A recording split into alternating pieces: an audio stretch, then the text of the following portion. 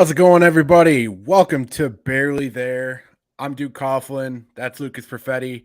Another week of the Chicago Bears offseason, another week of us breaking it down for you. If you can you follow us on Twitter at Barely There Pod? Be sure to catch us on Spotify, YouTube, Apple Podcasts, wherever you want to catch us. Lucas, how's it going, buddy? It has been a long week for the Chicago Bears. Probably not for the best reasons, but here we are.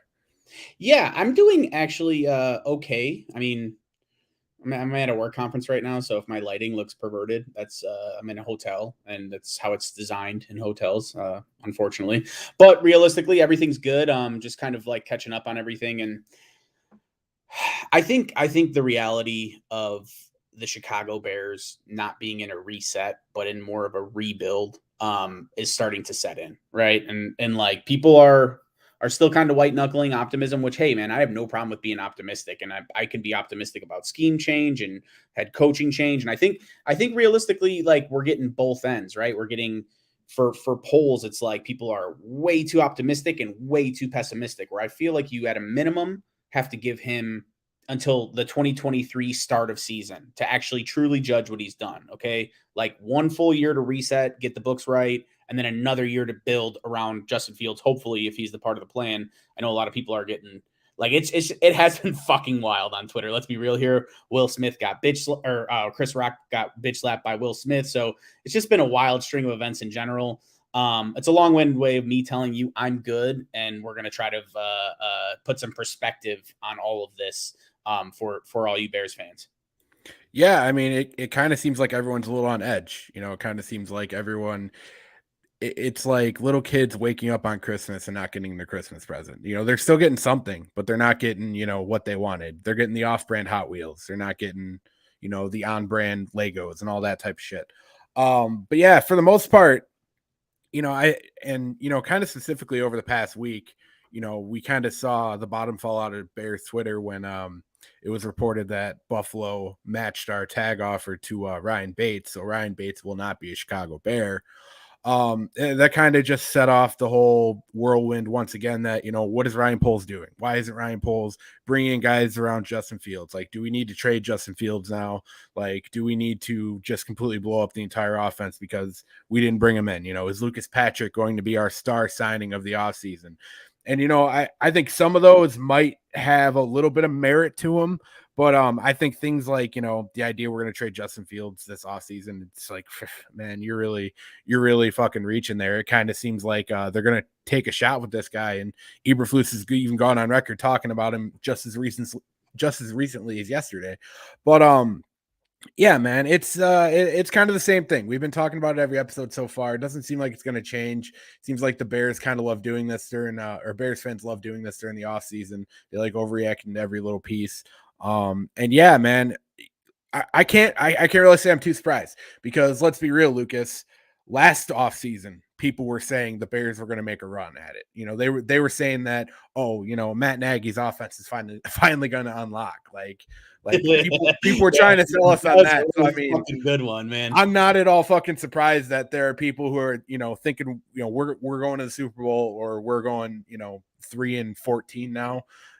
It's just the typical offseason jargon, man. Yeah, and I think the reality is like people don't understand, and I think we're going to get a much better gauge for Matt Eberflus in year one than we will for Ryan Poles. Like it really does take a little bit of time, and I think when you really sit back and reevaluate this roster, a lot of the times last year on when we talk Bears on formerly known podcast that we will not mention that fucking name, but when we talked about it in years past, like we always said there's a lot more talent on this roster and it's being coached down.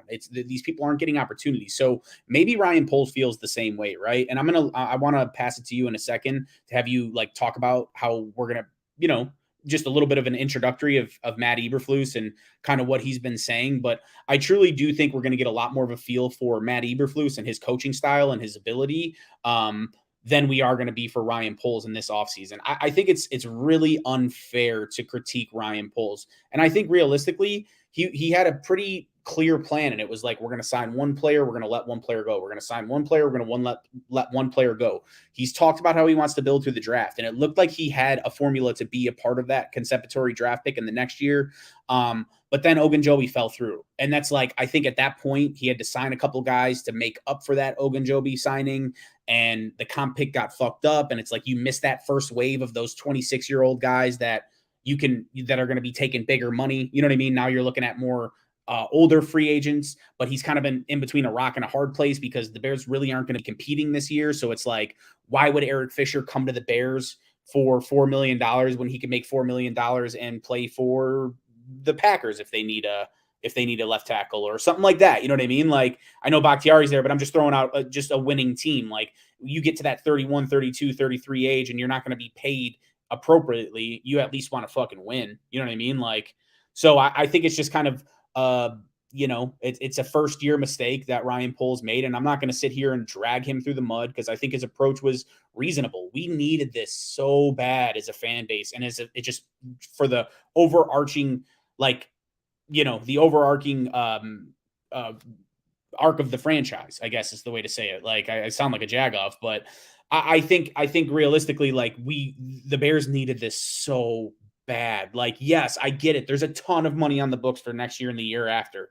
The last thing you want to do is fuck up the next year and the year after just to try to be somewhat competitive this year. Like, you're not going to be. Okay, let's just have low expectations and be pleasantly surprised because Getsy and Eberflus and Allen are all going to be able to coach guys up a lot more than we thought. And I'd be okay with seeing a 7-8 win team that just played fucking hard and cleaned up a lot of those pre-snap penalties and mistakes and the discipline errors. To me, that's what I'm looking for this year. Like, can we have a decent, disciplined team that plays hard for their coach? And like, it sounds like it's not that much, but what we've seen with Matt Nagy, it would be a huge fucking step forward. Like, it would be an enormous step forward. So that's what I'm kind of looking at this year. And then some of those guys that we've been talking about, the Thomas Grahams, the Daz Newsomes, and some of these younger linemen, maybe Ryan Poles really likes Tevin Jenkins at left tackle and Larry Borom at right tackle. Like, maybe he's not that worried about the offensive line where he thinks Lucas Patrick coming in at center is really the only thing we needed. Like, we don't fucking know what the guy's thinking. So it's so hard to really start trashing the shit out of everybody. And I'm all for that, especially when it's warranted. Like, I hated Matt Nagy to my fucking core. But realistically, there's no room to trash anyone right now. It's impossible to really say. Like, we don't know what the strategy is. There's many different strategies to win.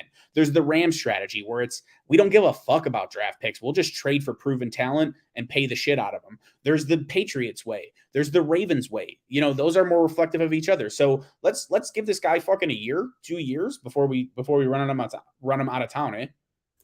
Well, yeah, and that's one thing Bears fans need to realize is, like, whether they like it or not, like, they're not going to be able to run Ryan Poles out of town that quick. Like, and the main reason is because if you're sitting here as Ryan Poles, why are you putting your neck out in year one? Like, you have time to kind of build this thing. You have time to kind of figure out what's on this roster. I feel like he would get a lot more negative types of press and maybe negative, backing from ownership if he completely gutted the roster completely up and down this season instead of seeing what's there a little bit. That doesn't mean he has to necessarily supplement what's here. He wants to see what these players are made of, you know what I mean? And that's why people get so emotional when it comes like the Justin Fields argument, like bringing up any idea that Justin Fields isn't the guy, like that bothers so many people. And like, it's not supposed to bother you. It's not supposed to make you think like, oh, this guy hates Justin Fields or anything like that. It's more or less, that's just the reality of it. Ryan Poles wants to see if Justin Fields is the franchise quarterback. He's not going to spend right now until he sees that Justin Fields a franchise quarterback. And if he is a franchise quarterback, then he will go spend. You know what I mean? Like, why would he push money down the road when he can spend that money next season once he knows who belongs on this roster moving forward? There's a lot of question marks up in the air, man. There's a lot of guys that Ryan Poles hasn't gotten a chance to work with. There's a lot of guys who Matt Eberflus hasn't gotten a chance to work with. And that's just kind of the reality of the NFL, man. When you have a new regimen coming in as much as we love these players, as much as we love guys like fucking Roquan Smith, Eddie Jackson, Cole Kmet, David Montgomery, Darnell Mooney, like there's this like hovering question mark over all those guys just because they haven't shown it in the system they're about to play in. Now, does that mean I'm going to get behind, like, say, Luke Getsy forcing out a guy like Darnell Mooney because Darnell Mooney isn't his prototypical receiver? Yeah, I'm not going to be on board with No, that. that's a terrible sign because that's Yes, exactly what Matt Nagy did with fucking Jordan Howard and he ex- really ruined the guy's career. yeah, exactly, dude. And he almost tinkered around a little bit too much with Tariq Cohen, but that's a conversation for another day. Um, it's we need to be able to see these guys get evaluated by their potential bosses for the next few years. It's kind of like getting a new supervisor. Like, think of it this way: you could be the best fucking worker in the world. That new supervisor who's coming in doesn't know you. He does not know a damn thing you do, doesn't know how hard you work, doesn't know how important you are. He probably barely knows your name, and he probably has no fucking clue how long you've been there. So for those first few months you have that new supervisor, you probably got to prove yourself again, and it sucks. It does, but usually if you're good enough at what you do, it's kind of just going through the motions and showing them, like, yeah, all right, hey, I'm the fucking shit. And that's all these guys have to do, man. Justin Fields has to prove he's the guy. Roquan Smith has to prove that he's an all-pro linebacker, which we all know he's proven in the past. Just has to do it again. Eddie Jackson has to prove he can move up to that same level that he has been. Like, that's all these guys have to do, and then we're going to be able to move forward with them, and we're going to be able to supplement them with talent. But we need to know, or at least Eberflus and Poles need to know, if they need to replace these guys or if they need to build around them. That's where we're at right now. And I think Justin Fields is really getting that 2-year plan, right? Like, I think he has, because realistically, they're going to have 1 year to evaluate him in this system to figure out what kind of talent he needs to go along with him for him to succeed. And then they're going to surround him with that talent next year, is my personal opinion. And then they're going to be like, hey, now we need to see, is he our stopgap? Are we giving him a 5th-year option and an extension, or are we going to move and look towards something else in the future and try to get some capital for him? It's a realistic possibility. Anyone that tells you it isn't doesn't know what the fuck they're talking about. Like, sure, you can be emotional. For the record, I just want to clear up. I'm a giant Justin Fields mark. Like, Lucas knows this. Like, yeah. Dude, I already have his jersey hanging up in my closet. I was massive on him in draft lead up last year. Like, so it's no doubt about that, but it doesn't change anything of what I said, man. It's an evaluation process for this entire roster. 100%. I didn't want to see Tariq Cohen get cut, to be honest. Like there's guys that I really like, and there's players that I think are very good players that it doesn't fucking matter who we like. We're just looking at it through a lens that's like, hey, 2 + 2 = 4. Now, if you want to get 13 when you fucking add them together, that's on you, bro. But you're going to set yourself up for disappointment if you're really going to go into it thinking like, hey, like, yeah, we're going to keep that's all I heard about. Man, we're just a couple pieces away. Like, now that Pace is gone. No, those were Pace's guys. I said it 100 fucking times. And it seemed like no one listened. But you only hear what you want to hear, especially when it comes to being a sports fanatic. So it's totally understandable. But why don't we jump into like the Eberflus comments and what you heard, Duke? Yeah, so Eberflus, I don't know if any of you guys have heard it yet, but he was over on Hodge and Johns. I had about like a 20-minute interview, and I've already seen a lot of fans kind of talk about it being, the coach question answers and all that stuff like that. But like, if I'm being totally honest with you, and I'm sure Lucas would attest to this, like, I could listen to Bill Belichick talk about fucking ice cream for 3 hours. Like, I love coach talk. Like, I fucking vibe with coach talk because there's honestly a lot to it, man. And that's how you build a locker room, is by having a guy in there that can convince everyone to buy into what he's talking about.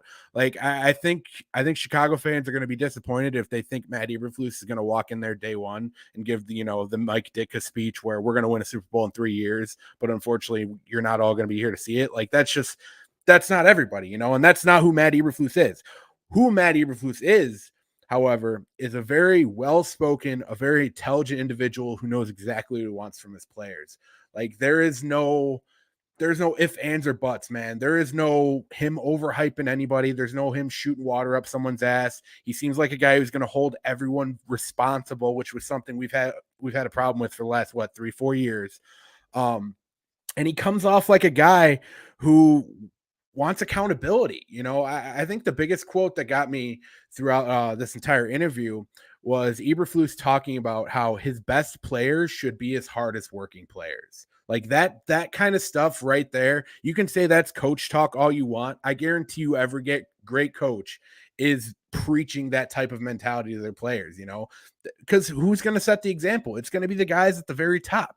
That's that's why You're terrible, Lucas. Oh yeah, because I told them to fart on their nuts via chat. Yeah. That's why we had problems, with like guys like Allen Robinson, like, yeah, insanely fucking talented, but you could tell he was kind of dogging it every once in a while. And I could say that pretty comfortably now that he's on the fucking Rams. Yeah, have fun out there, A-Rob. But that's the type of accountability your head coach needs to bring. Eberflus isn't going to come in here trying to be everybody's best friend. He's not going to come in here trying to be a hard ass. He's going to expect you to show up every day, do your damn job, punch out at the time clock, take your fucking lunch pail, and return to work with the same mentality. And I kind of want to build on that just for a second, Duke. Sorry to interrupt you, but like to me, it's like everyone has coach speak, and I love that kind of stuff. Like we're fullback guys, we like guys that are fucking gritty. That's just kind of how we are. We're both linemen, both former fat kids, and that went skinny and fat, and it just kind of yo-yos. I'm currently fat. Hopefully, I'm skinny again at some point. But realistically, like I think coach speak is great and it really motivates. Like I like to hear it and it makes you feel good inside, but there's a big difference between coach speak and execution. Like Mike Tomlin, I don't even know what the fuck he says, but he's one of my favorite coaches because he just says shit that is off the wall. I think my favorite quote by him ever is, if you cannot make routine plays routinely, we will find someone who can. And it's like but that's the thing. You can say shit like that. Matt Nagy said a ton of coach speak shit, but if you don't execute, then none of this matters. You have to execute. And the thing that I like about Eberflus specifically is that it's measurable.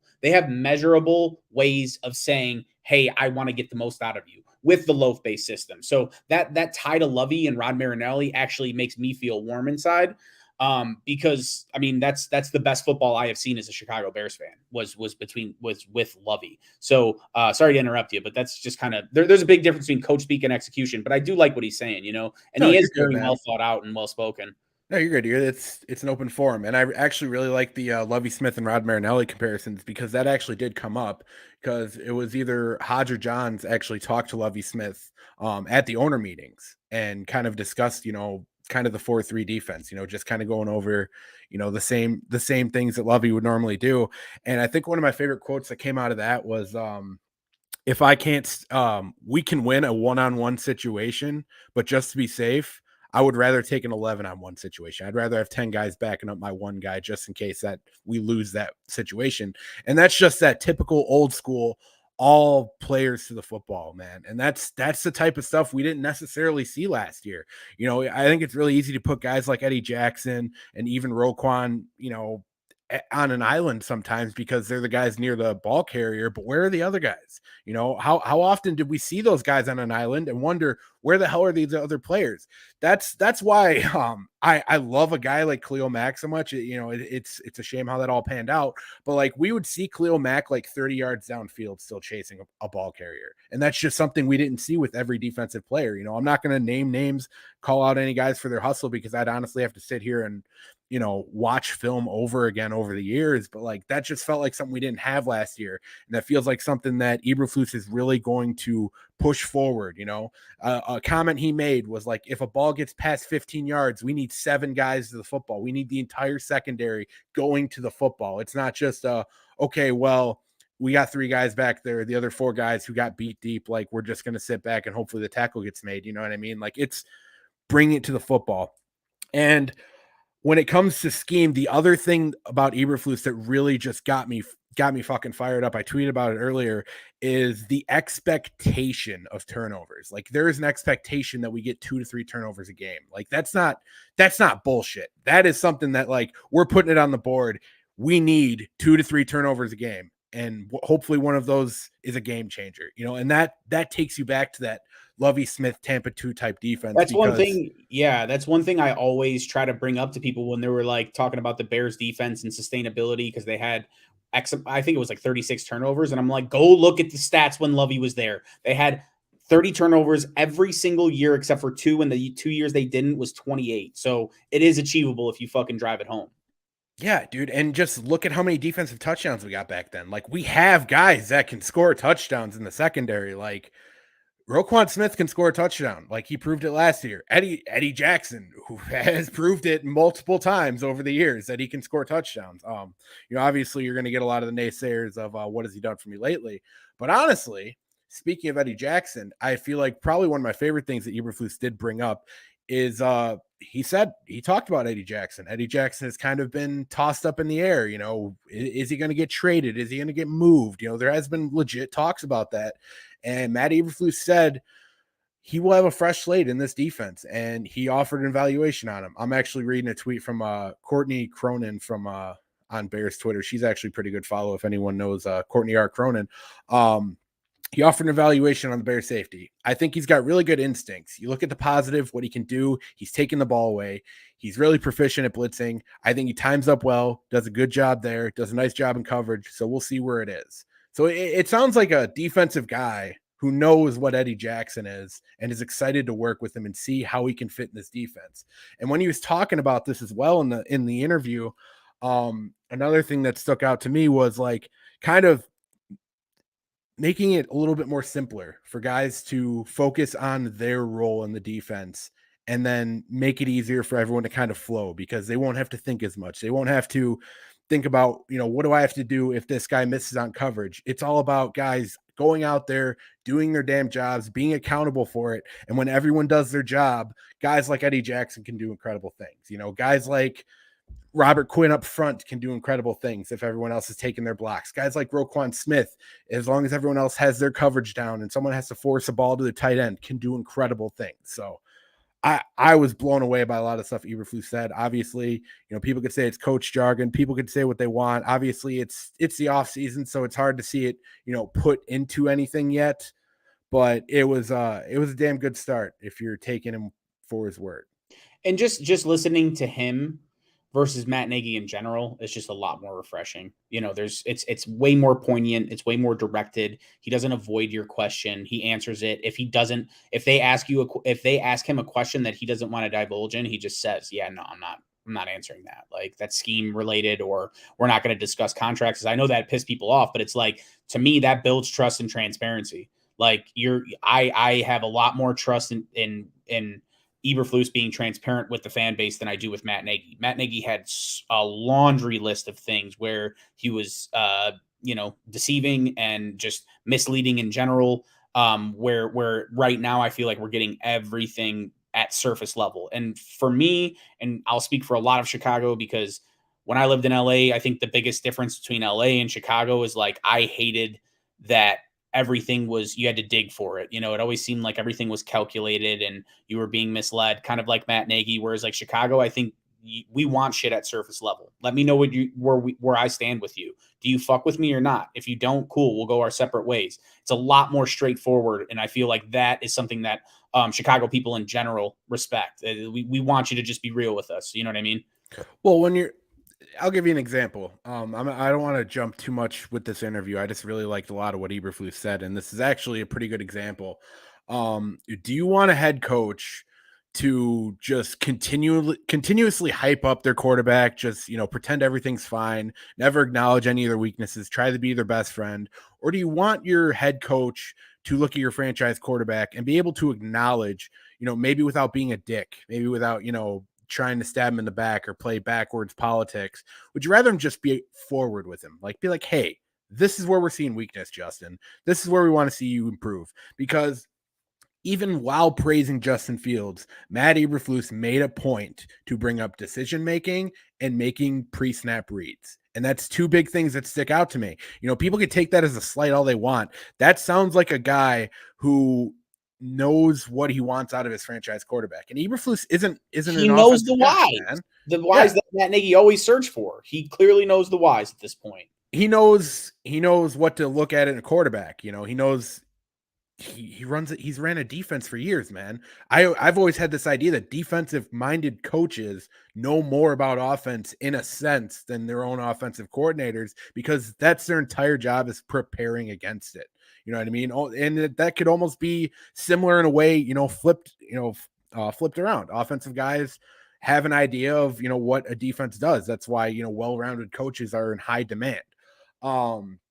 But yeah, like I really like that he can kind of not criticize Justin per se, but point at what he's struggled on in the past and work on, you know, helping that improve in the future. Like I really like that. I think that's important for a guy like Justin. And dude, like we said on this show before, man, Justin is not like a fucking like injured fawn. He's not like a cat with like a broken foot or something like that. Like, dude, he's a grown ass man. He can take it. He has been the fucking man everywhere he's been. Like, he can handle it. He can mentally handle it. He probably eats it up, For honestly. sure.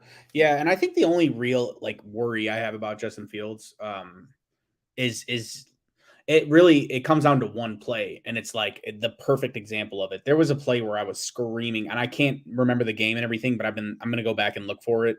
But it was like just a quick double slant in the fucking end zone. Darnell Mooney was wide open. I saw him streaking across my field, and it like just took him way too long to get the ball out of his hands. He is a see it and then throw it type of quarterback, and he definitely needs to become much more quick, just get better at anticipation throws in general. And I think he has the IQ to do it, right? We heard about whatever fucking test they take. He tested higher than anyone has ever tested. He should be smart enough to be able to do it. Maybe it's things they weren't asking him to do at OSU, but you saw a lot of his big plays came along the sideline or extremely deep throws, and that's because they take longer to develop, and you're able to throw it, and they're actually a lot safer when the windows just are so much tighter than they are in college. Like I remember, I think it was against Detroit, but it was like it was still a touchdown, but it was like, bro, you threw that 3 seconds too late. He was wide open that entire time, and that's the only thing that truly makes me worry about him. It wasn't arm angle, it wasn't launch point, none of that fucking bullshit that people want to talk about. Especially we're in combine season. Everyone's saying David Bell can't play because he ran like suck my fucking dick, dude. The guy's a football player, here nor there. I'm just sick of like people that only use the spreadsheet. I think the spreadsheet should definitely be used in addition to what you're seeing. But overall, like, I hate those nitpicky critiques. That's Justin Fields' only real issue. And if he's able to not even master it, but get better at those anticipation throws at the short level and the intermediate level, because those are what you need really to move the chains. Like those big plays are great to have, but you have to be consistently moving chains. You need a little bit of that Drew Brees in your game, that dink and dunk.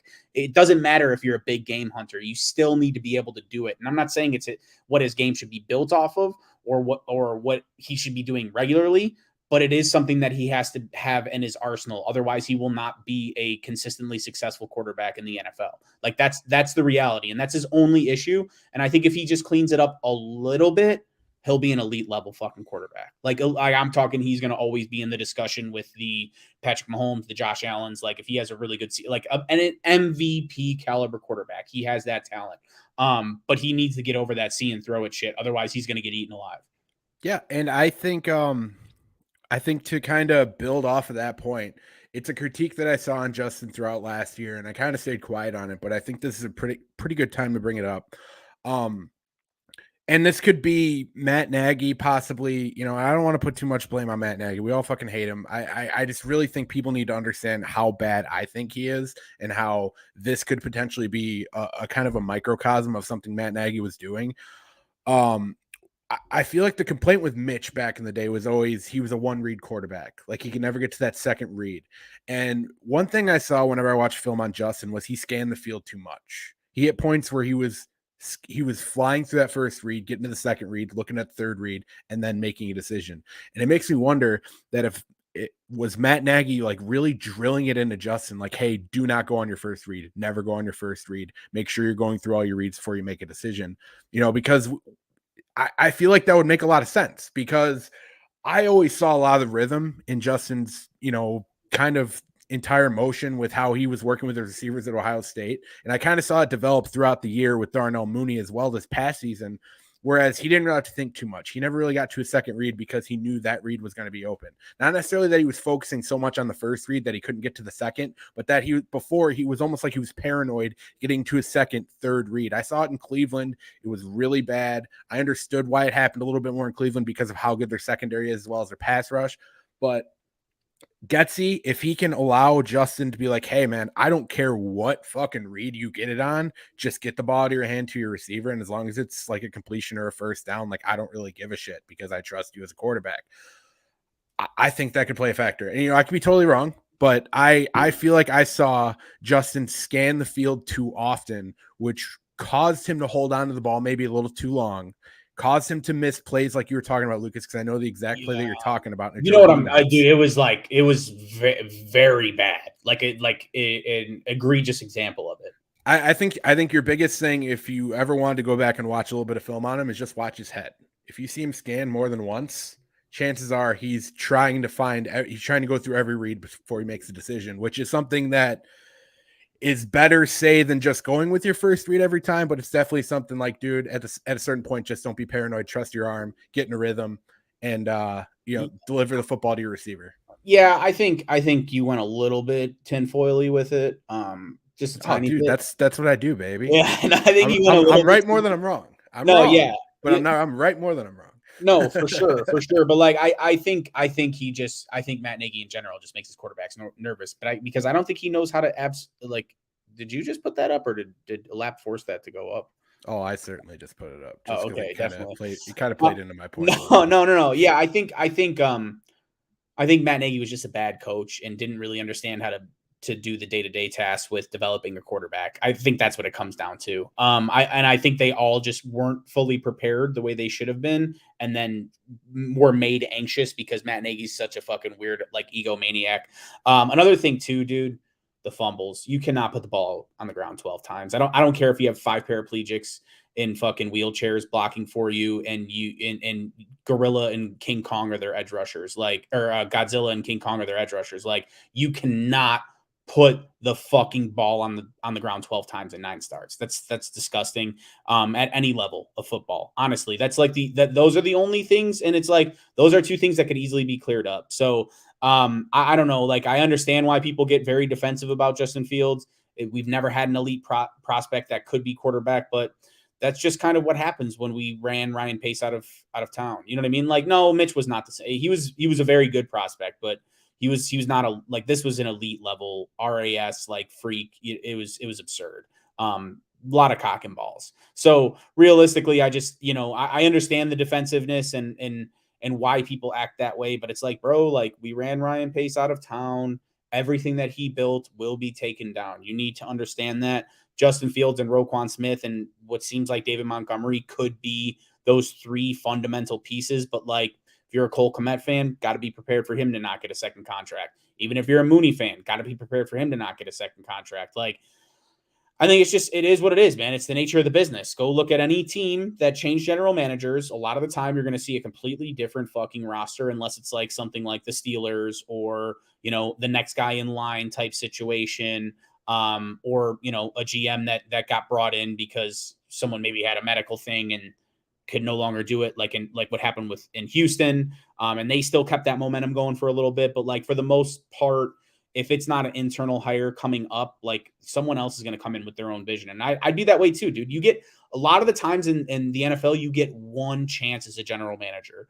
Very rarely will you see someone hired on a second time, like Dorsey, or like, what's his name? Rick Smith in Houston, right? Like, I believe that's his name, but like, very rarely will you see someone get a second chance. So if it's my only chance to run a roster, I'm doing it I'm going out my fucking way. And I'm not saying you should be egotistical like Nagy, and go out my way in a stubborn path, but like, I'm going to go with what I feel best in terms of team building. Right. And I do like the Poles approach more than the Pace approach. I liked Ryan Pace. I thought he was able to identify great talent. I thought he was able to, especially those 1-year veteran minimum signings. Like, I thought he was able to do a very, very good job with those.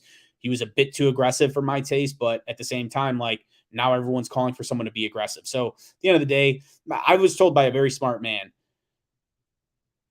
if a majority of Bears fans are disagreeing with one of your takes on Twitter, you are probably right. That's all. That's all I'm going to say. Like, if a majority, because individually we have a very educated fan base. There's a ton of really smart kids on Twitter that know exactly what they're fucking talking about. They break down the film. They do everything. Like, and there are a lot of people I respect on Bears Twitter. But when it becomes just in general a mass mob of people all in agreement, typically a lot of things get lost in the shuffle. Yeah, dude. Honestly, I eat that type of shit up, man. I love it when I'm getting ganged up on about how wrong I am, and then it just ends up like I hate. It's almost like I hate being right, because like maybe I'm seen as an asshole, or I'm seen as like somebody who's gonna suck or something like that, and then I end up being right, and it's like, man, you really didn't have to come at me like that. You could have just actually looked at something outside of what you see on the trending fucking spot on Twitter. But no, dude, I think your point kind of goes into what we were talking about at the top of the show. This is a audition year for everybody on this roster. Like everybody on this year is going to prove, they have to prove why they're going to be on this team moving forward. They have to prove why they belong in their spot, why they shouldn't be replaced, why they shouldn't be given a second or why they should be given a second contract, like all those type of things, and it's as simple as that. Everyone needs to prove it. Nobody is safe right now on this roster. I don't think there is a single player who can just have an off year, have a down year. Injuries are one thing, but like we can't roll in and you have a mediocre year and think Ryan Poles has all this money going into next year. Your job is very, very, very up in the air. So yeah, I totally agree with that point, man. Like, I think people need to look at both sides of it. Like, I understand having your favorite guys who you think are going to be, the shit, because obviously I have my list of guys, dude. Like, I can make a full all Duke team if I really wanted to. I might, I just might just to get it out there. Definitely, just be a Jagoff. Yeah, the all Duke team, like just pretty much deeming yourself Madden. Yeah. I mean, basically, dude, the only thing I'm missing is a marker on my fucking screen. You know what I mean?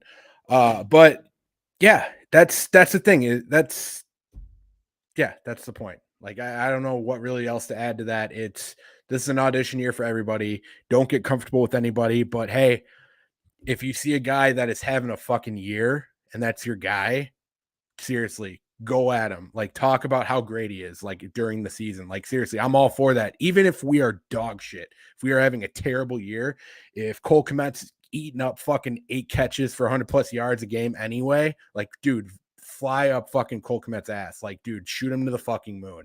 Like, if Travis Gibson has double-digit sacks, like, be all over that shit. If Jalen Johnson's locking somebody, your face, like one of the best receivers in football down, like, call that shit out. If Eddie Jackson makes a good play in coverage, like, fucking call that shit out. If Roquan Smith is just flopping his roll baloney all over the fucking field, like, you better take pictures and call it out. You know what I mean? Yeah, but and I think don't get too comfortable with anybody on this team if they aren't doing good enough that it's noticeable. Definitely, and I think that it's yeah, that's what happens for me mentally, like going into a season like this where it doesn't seem like they're going to be the best. Now, there's times you can be pleasantly surprised for sure. There's been years like that. If I'm not mistaken, like the year before, they got a ton of hype. I want to say the year after the 2006 season, but the year of the 2006 season, there was some hype, but it was actually shocking that they went to the Super Bowl. Like, no one would have predicted that. So I'm always there for a pleasant surprise, but anytime it does seem like the Bears are in a reset, which happens about once every 4 or 5 years, I like to look at those individuals. I like to see those specific players. And to me, that's what keeps me in it. At the end of the day, you guys are fanatics. There's a reason why you're listening to this show over other shows, and that's because we're also fanatics. You know what I mean? Like, we're giving you a perspective from being a fan, and we try to put an educational spin on it in terms of football and just how things work. So it's like, you're going to be there no matter what. You might as well just figure out some players you like, get some same game parlays to roll with. I think Dave Montgomery's going to have a huge bounce back year in terms of, or really just a opening year. Someone in our group chat pretty much said they don't think he's elite, and I think the only reason why he's not elite is because he doesn't have elite production. And it was hard to have elite production for anyone in that offense. Our best weapon over 2019 and 2018, 2020 was Allen Robinson. And at no point was he considered elite production. What was he getting? Fucking 1,080 yards. Like, that is like bare minimum for a number one receiver, especially when you're receiving those kind of targets. So I do think like there's going to be room for improvement for a lot of guys, and specifically Dave Montgomery. And that's a guy that wouldn't surprise me getting another contract. And that's another, like him and Roquan Smith being shouted out by Jordan McCaskey and for their style of play. Like, to me, that almost cemented them here, especially Roquan Smith.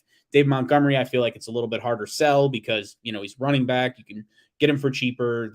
They typically fall pretty far in the draft, especially for Getsy's system. But like, I think he's a perfect fit in the system. And I think he's going to go fucking nuts. Like, I'm talking 1,600 rushing yards, 400 passing yards. Like, he could be that type of player. He is that productive and he's super durable. There's multiple times where we thought like he died on plays and he just popped right back up. I know he missed a little bit of time last year, but like for a running back and for taking that many hits, especially that many hits in the backfield, there wasn't a lot of times where he was the one getting delivered.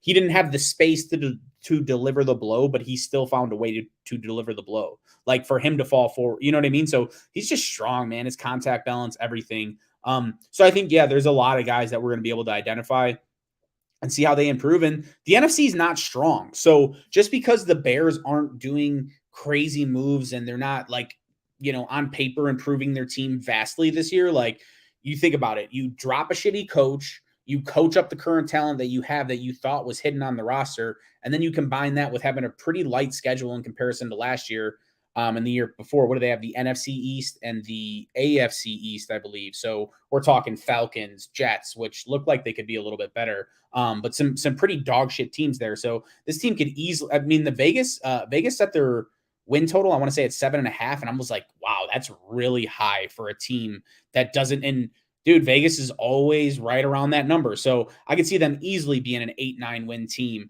in a weaker conference. And then also, getting a weaker schedule and surprising us a little bit and giving us some faith and some hope going forward. That's the goal coming out of this season.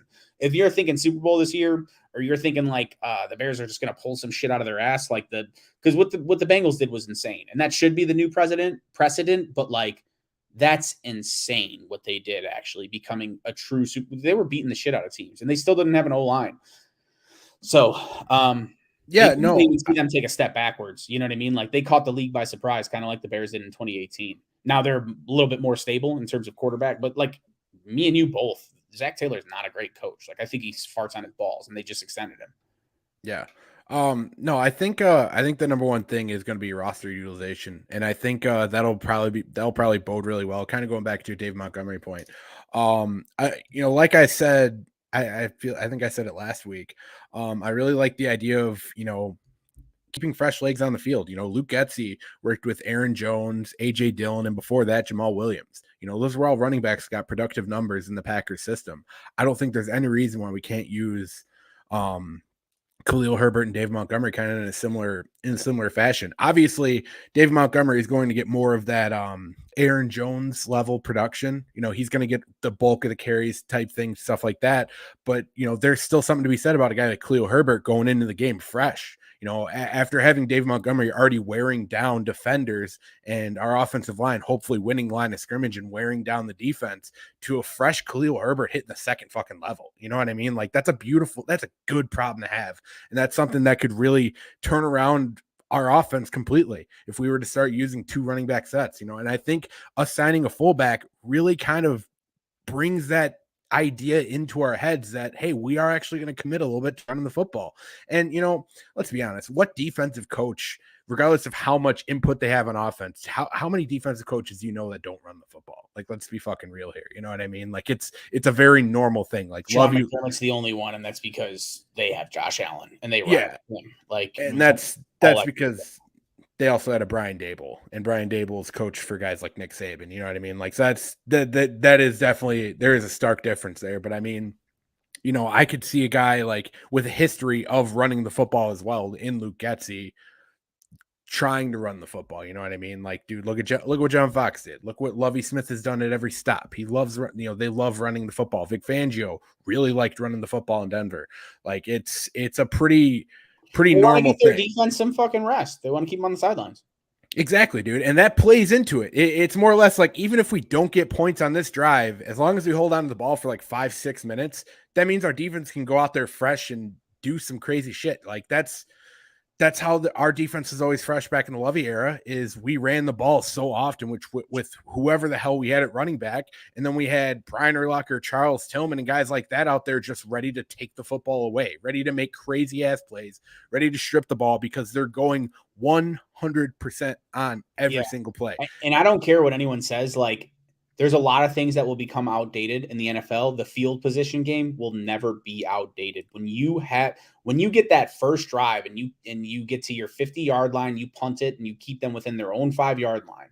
that puts so much more strain on a fucking offense and on the other team's defense. Like that field position game will never, ever, ever go away. It's so huge in the NFL.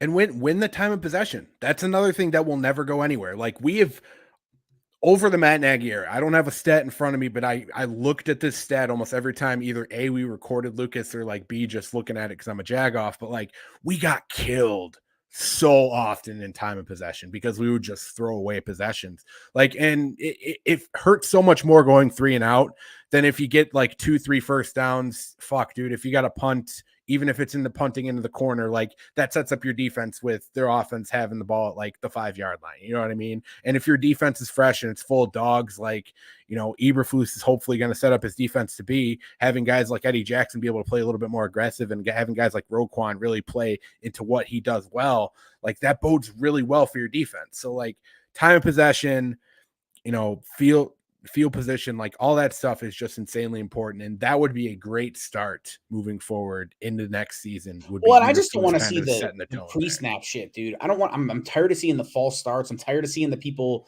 swing at people because they're undisciplined. I'm tired of seeing all of that shit. The illegal formations, just your quarterback's taking a fucking false start because your entire team moves. You know what I mean? Because your center snaps earlier, whatever. Like just weird ass penalties. I personally am just sick of it.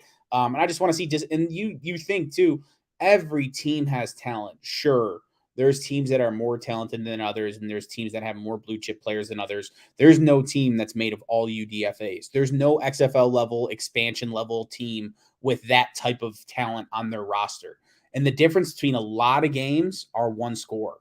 And you know what? One score games are won by coaches. That's the reality of it. And how many one score games did we lose in the past 3 years? Lucas? 2018 was the only year we won those one score games. Like, dude, it was painful. Like I will always go back to other than like Detroit, which I'll always go back to what was it 2019 against the Packers, our 100-year anniversary, and what it was like a one possession game the entire game, and we had Mitch throw the ball like 56 times. Just disgusting. I hate that fucking bald fuck. It's one of the worst stat lines I've ever seen, and it was just far too prevalent, man. If we can ease that up quite a bit, win the time of possession, be able to control the football, run the football, get a mixture on offense while being able to play a little bit more aggressive on defense because we're always within reach. Because when you're within reach, you can always play fucking, you know, aggressive on defense. I think that would be a huge step forward, and I think we would win some close games this upcoming year, you know? Fucking the officials, Jesus. Isn't that the truth? Yeah. They call it a little bit different at Lambeau. It seems like we're kind of wrapping up here anyways, but yeah, I couldn't agree more. Like it's just refreshing to not have Matt Nagy. And I know it doesn't seem that exciting right now, but it could get a lot more exciting pretty quickly. You know, who knows? What happens if Chris Olave for some reason falls to 38? Everyone in the fan base is going to think we are winning the NFC North if that one piece is acquired. So it's like, you know, you still got the draft, and then people aren't realizing too, like you said, there's guys like Eric Fisher out there earlier in the show. There are a lot of experienced veterans out there that might actually want to come reunite with the Chicago Bears or reunite with an old coach or what have you. Come and see Ryan Poles, do him a favor. You know what I mean? The same way that Jason Peters did for Matt Nagy last year. I mean, as much as we hate him, that's the reality. He was fishing and he did not have to play, and he played for the Chicago Bears. And if he saw it objectively, he knew they were going to be dog shit. It's just a lot of guy resetting the market, you know? Didn't get enough money that you wanted this offseason. Come play with the Bears for a year. Show that you can do what you're doing. Get a PFF stat about you that's, you know, probably worthless, but it'll make you look better, and go get a fucking contract. PFF stat. That's I've ever mentioned that PFF is fucking worthless. Balls, Matt Nagy. Just the game. Yeah. 6.9 times per game. Easy. Before halftime. Yeah. All right, I think we about covered it, right? You wanna send us off? Make sure you guys know our ats as well. Yeah, I think that's a good place to stop. Obviously, if you're watching the video podcast, you could see our ats, but otherwise, I'll read them to you because I'm just that nice of a guy. You can follow me, Duke Coughlin, on Twitter at @ThatPodGuyDuke. You can also follow Lucas Perfetti, the guy I've been joined with for this long, Lucas Perfetti 46 on Twitter. You can also follow us, the podcast at Barely There Pod, dude. I posted a pretty good meme the other day regarding our wonderful Garfield discussion, and I think you guys would all enjoy it. Dude, I still don't know where that came from. I was just thinking like, what's really strong and what's a bitch, and it just worked out that way. I might actually have to contact like the owners of Garfield and see if we can get a T-shirt made or some shit. just because of how great that was. Just him and Bane both with their hogs out. But anyway, so we can close this out. Yeah, we love you guys. Bear down. Yeah, look us up, Barely There Pod, or Barely There on YouTube too. Rate us. We like reviews. Bear down. Bear down.